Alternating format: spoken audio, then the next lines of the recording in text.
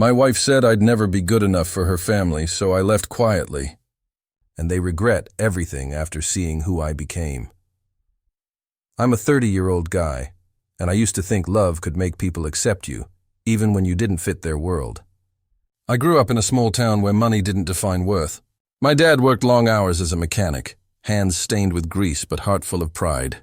My mom was a public school teacher who believed kindness mattered more than titles. That was my world. Simple, honest, and loud with laughter, not luxury. College was my first glimpse into how different life could be. That's where I met Claire. She wasn't just beautiful, she was elegant. The kind of woman who carried herself like the world bent a little to make space for her. But she never looked down on me, not at first. She laughed at my jokes, stayed up late helping me study, and made me feel like maybe, just maybe, love could erase the gap between our worlds. We'd sit on the campus lawn after midnight, her head on my shoulder, and she'd whisper about wanting something real outside her family's bubble. I believed her. I told her about my dreams, my family, how I wanted to build something from the ground up. She said that's what she loved most about me, my drive, my heart. The first time I visited her home, though, I felt it, the invisible line I wasn't supposed to cross. The air smelled like expensive candles and quiet judgment. Her mother smiled too long. Her father's handshake lingered with skepticism. Every word I spoke felt like it was being graded. Claire's hand found mine under the table, and she whispered, "Relax, they'll come around." But deep down, I knew they wouldn't, because in their eyes, I wasn't one of them. I was just the man trying to borrow space in their world, a world that never planned to let me stay. And that was just the beginning of finding out how cruel belonging could really be. From that day on, I learned that Claire's family had a special talent, turning kindness into condescension so smoothly you almost felt guilty for noticing.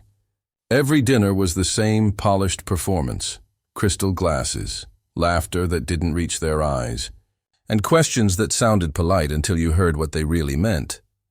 "So," her mother would ask, tilting her head with that practiced curiosity, "how's your little business project coming along?" Her lips would curl into a half-smile, like she was watching a child play make-believe. I'd smile back, swallowing the sting. "It's not little," I'd reply lightly. "It's growing." Her father would chuckle then, low and patronizing. "Well, ambition is cute at your age." Claire would pretend not to notice. She'd sip her wine, offer a quick subject change, and later whisper, "They didn't mean it like that." But they did. I could feel it. I'd go home afterward and sit in the dark, wondering why I felt like a guest in my own marriage. When I tried to talk about it, Claire sighed, exasperated. "You're too sensitive," she'd say. "They're just old-fashioned." Old-fashioned, sure, but old-fashioned cruelty still cuts the same. Every visit chipped away at something inside me. I found myself dressing differently, speaking more carefully, trying to sound smarter, richer, whatever might earn me their approval. One evening, during a family gathering, Claire's brother clinked his glass and said, "You've done well for a guy with no connections. Maybe we should all start from the bottom, just to see how it feels."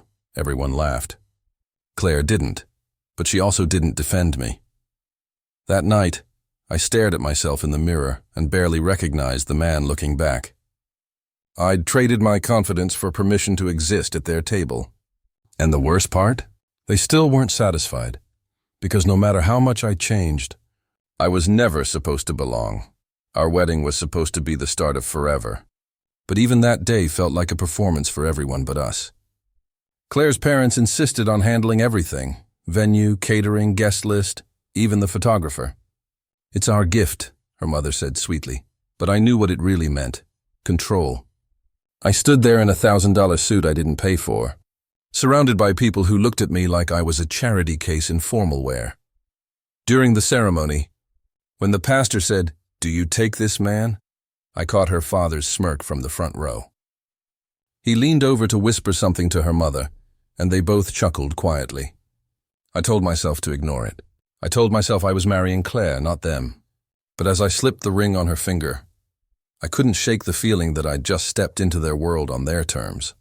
The months that followed only proved it. Claire's tone changed. It wasn't obvious at first, just small corrections, quiet comparisons. Dad would have done it this way. You should take notes from my brother. He's so disciplined.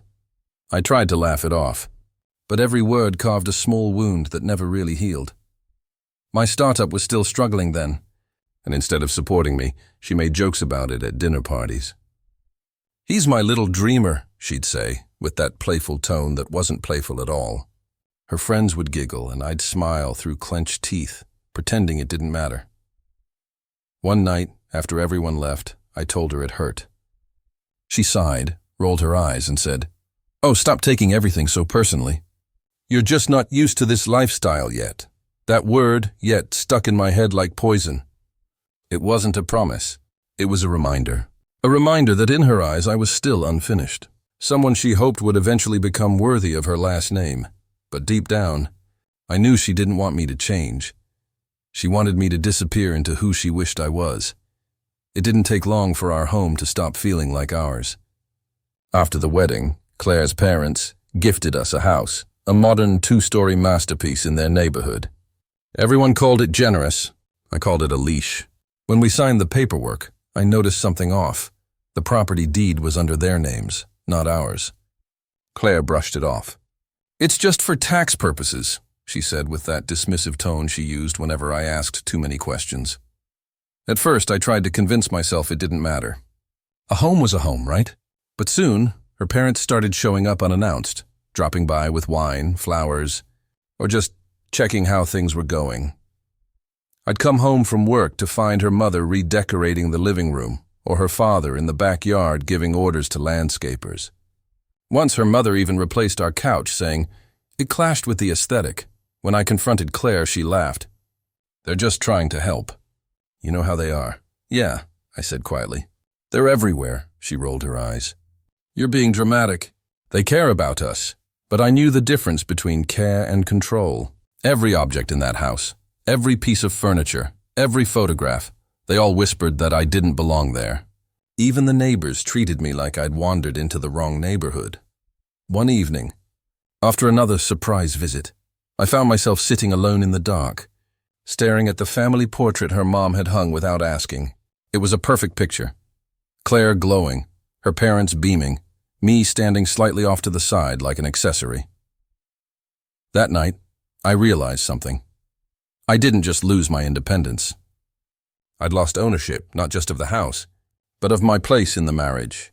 And if I didn't start fighting back soon, I was going to lose myself entirely. It was during one of the hardest stretches of my life that Claire's mask finally slipped. My startup had just lost a major investor, and I was scrambling, working late nights, cutting costs, doing everything I could to keep it alive. I thought she'd understand, that she'd see how hard I was trying. Instead, she rolled her eyes when I came home exhausted and muttered, "You're always working on that stupid project. Maybe it's time to grow up." Her words hit like a slap. But it didn't stop there. That weekend, her family hosted one of their infamous dinner parties. Polished silverware, soft jazz, laughter bouncing off marble walls. I was invited, but I might as well have been invisible. When her brother raised his glass, he smirked. To my brother-in-law, the entrepreneur. "Still chasing dreams while the rest of us have jobs." The room erupted in polite laughter. Even Claire laughed. I forced a smile, but my stomach twisted. "Yeah," I said quietly. "Some of us still believe in building something." Her brother grinned. "Well, if it doesn't work out, I could always get you a spot at one of our branches." "We're hiring for assistant manager," Claire chimed in before I could speak. "Oh, stop teasing him. He's sensitive about that stuff." The humiliation burned all the way home. When I confronted her, she shrugged. "It's a joke. You can't expect everyone to take your startup seriously when it's not even profitable." "You didn't defend me," I said. "Not once," she turned away. "Because you make it too easy for them, trying to prove yourself all the time." That night, after she fell asleep, I sat at the edge of the bed, staring into the darkness. Somewhere along the way, love had turned into pity, and pity into contempt. And I realized for the first time, this wasn't a marriage anymore. It was a test I could never pass. A few weeks after that dinner, everything finally broke. It was late, one of those nights when silence feels heavier than noise. I was at my desk, scrolling through bills, realizing how close I was to losing everything I'd built. Claire walked in wearing her silk robe, wine glass in hand, and said casually, "Mom thinks you should just take the job Dad offered. It's embarrassing watching you pretend this startup will work." I looked up slowly. "Pretend?" She scoffed. "Come on, be realistic. You've been chasing this thing for years. Maybe you're just not cut out for it." Her words stung, but it was her tone, cold, detached, like she was discussing a stranger, that shattered me. "You used to believe in me," I said quietly. She met my eyes without flinching. "I was naive. You'll never be good enough for my family no matter how hard you try." I don't remember what I said after that. Maybe nothing. Something inside me just went quiet. The argument kept going, her voice rising, mine fading, but it was like I'd left my body. I watched her toss cruel words across the room like daggers, watched her turn and storm out, leaving me in the ruins of what used to be love. That night I sat there until dawn, numb, staring at the plans for my company spread across the desk. For years, I had fought to prove myself to her, to them, to people who never wanted me to win. And in that moment, I realized the cruel truth. I'd already lost. The next morning, while she slept, I made coffee, packed a single duffel bag, and wrote a short note. It only said, "You win." Then I walked out of that house, out of that life, without looking back. And for the first time in years, the silence felt like freedom instead of failure. When I left that morning, I didn't have a plan, just a quiet conviction that I'd rather start from nothing than keep living as someone else's disappointment. I drove until my hands stopped shaking, until the city that held all my failures disappeared in the rearview mirror. I ended up in a small coastal town a few hours away, renting a tiny studio above a coffee shop. It smelled like salt, old wood, and second chances. The first few weeks were brutal. I woke up before sunrise, made cheap instant coffee, and stared at the ceiling, wondering if I'd just thrown my life away. My phone buzzed nonstop, calls from Claire, her mother, even her brother, but I couldn't bring myself to answer. Eventually, the messages stopped. The silence was deafening, but it was mine. I started taking freelance work again, small tech gigs, local clients. It wasn't glamorous, but it paid the bills. And for the first time in years, I felt the thrill of building something on my own terms. I worked out of a cafe that overlooked the sea, laptop humming, waves crashing below. The owner, an old man named Felix, would bring me coffee and say, "You've got that look, someone trying to build their way out of hell." He wasn't wrong. Each day I felt pieces of myself return, the confidence, the hunger, the quiet fire I thought I'd lost. I wasn't chasing their approval anymore. I was chasing peace. Then, one afternoon, while working, I bumped into a man I recognized, a former investor who'd believed in my startup years ago. "I thought you vanished," he said, surprised. "Maybe I did," I replied with a small smile. He looked at my laptop, then back at me. "If you're ready to try again, I still believe in you." And just like that, the embers I thought had died began to burn again, but I had no idea that rebuilding my life would also bring the past straight to my door. That conversation with my old investor became the turning point I didn't know I needed. Within weeks, I was back in motion, working 16-hour days, designing, coding, pitching. This time, though, I wasn't chasing validation. I was building for me. My investor gave me a small loan to restart my project, and I poured every ounce of pain, humiliation, and fury into the work. Every late night felt like revenge against the people who said I'd never be enough. The tiny studio became my war room. I'd work until dawn, the glow of my laptop painting the walls in blue light. Sometimes the sea breeze would carry through the window and I'd pause, just long enough to remember why I left. I didn't want power or wealth. I wanted freedom. But ironically, the more I focused on peace, the faster success found me. A year later, my new product, a software tool for small businesses, started gaining traction. Word spread fast. I was invited to tech conferences, podcasts, and interviews. People called me the self-made underdog, not knowing how much darkness that phrase carried. Then came the moment I'll never forget, standing on stage at a major industry event. Bright lights on my face, cameras flashing, applause echoing. I looked out at the crowd and thought, I made it. Not for them, not to prove a point, but because I refused to stay broken. That night, I sat alone in my hotel room, scrolling through social media, half dazed by how far I'd come. And that's when I saw it, a notification from a familiar name. Claire, just 3 words. I saw your interview. I stared at the screen, heart pounding, the taste of old wounds rising in my throat because I knew the past wasn't done with me yet. For a week, I ignored her message. I told myself it didn't matter, that I'd buried that part of my life long ago. But every time I opened my phone, her name stared back at me, like a ghost that refused to rest. Finally, curiosity won. I opened the message. I've seen how far you've come, she wrote. My parents talk about you all the time now. They're proud. The word made me laugh out loud bitterly. The same people who called me a failure now bragged about my success like they'd had a hand in it. I typed and deleted 6 replies before settling on silence. I owed them nothing.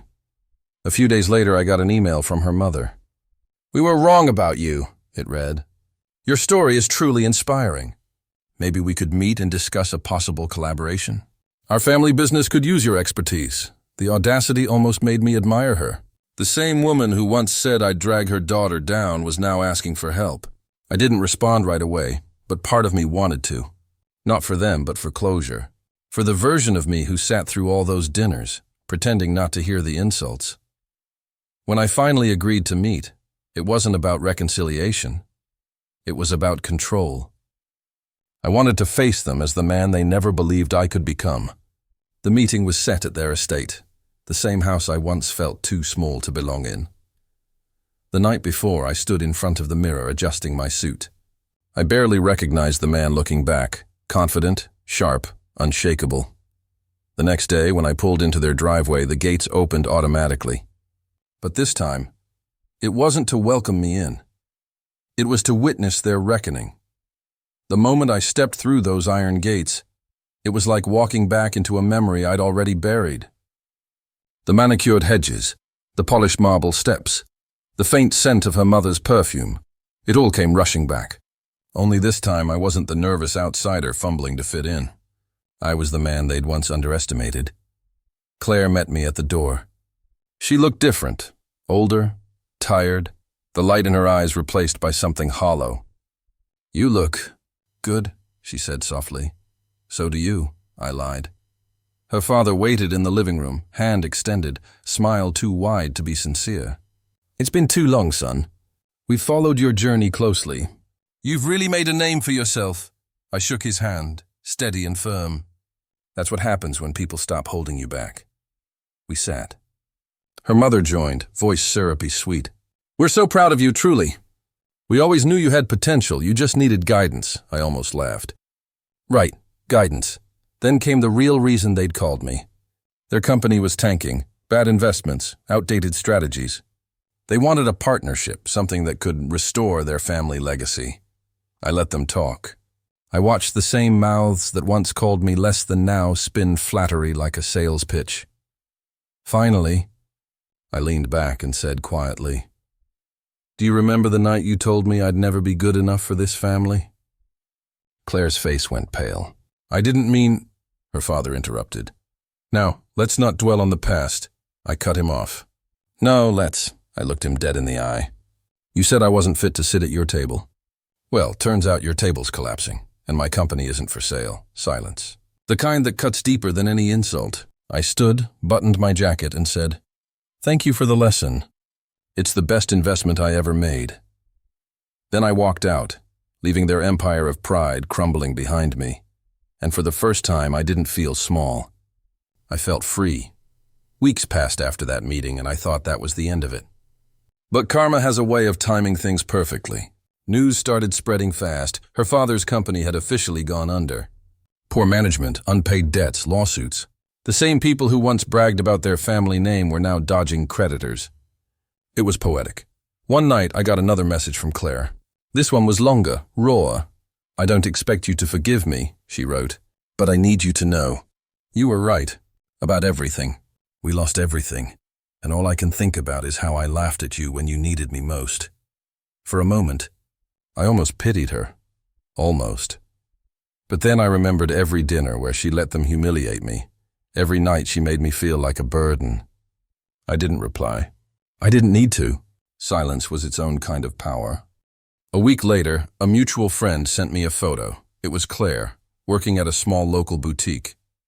Her once perfect hair tied back, her clothes simple, her smile forced. Her parents had sold the house, downsized, vanished from their circle of friends. They'd become the kind of people they used to look down on. Meanwhile, my company exploded in success. We expanded globally. Interviews, awards, invitations, everything I dreamed of, but none of it felt like revenge. It felt like peace. I took some of that success and did what mattered most. I donated a large sum to rebuild the community center in my hometown, naming it after my mom. The plaque read, "For those who believed before anyone else did." Sometimes I'd hear whispers, her family mentioning my name, spinning new stories about how they always knew I'd succeed. But truth has a way of haunting liars. Because deep down, they knew. The man they mocked had become the mirror they couldn't bear to face. It's strange how peace can feel louder than anger. For years I thought revenge would mean standing over them, proving I'd won. But when it finally happened, I didn't feel victorious. I just felt done. I moved into a quiet house overlooking the coast, the same sea that once listened to my breakdowns. My mornings started with coffee instead of anxiety. My nights ended in silence instead of arguments. I finally understood that sometimes walking away isn't weakness, it's wisdom. Claire tried reaching out one last time. She showed up at one of my speaking events, sitting in the back row. I saw her before I went on stage, eyes red, hands trembling. Afterwards, she approached me, voice barely above a whisper. "You look happy," she said. "I am," I replied simply. She nodded, tears welling up. I just wanted to say, "I'm sorry." I didn't know what I had. For a long moment, I looked at her, the woman I once loved, the one who taught me that not everyone who says they love you knows how to respect you. "I hope you find peace," I said softly. Then I turned and walked away. No anger, no bitterness, just closure. That night, I stood on my balcony, the waves crashing below, city lights flickering in the distance. I thought about the boy who once begged to be accepted, who believed love could make people see his worth. He didn't exist anymore. In his place stood a man who didn't need anyone's approval to feel whole. People still ask if I ever got revenge. I tell them the truth. I didn't have to destroy them. They did that themselves. Then I smile and add, "She said I'd never be good enough for her family, but I stopped trying to be good enough for anyone but myself. And that was the real victory."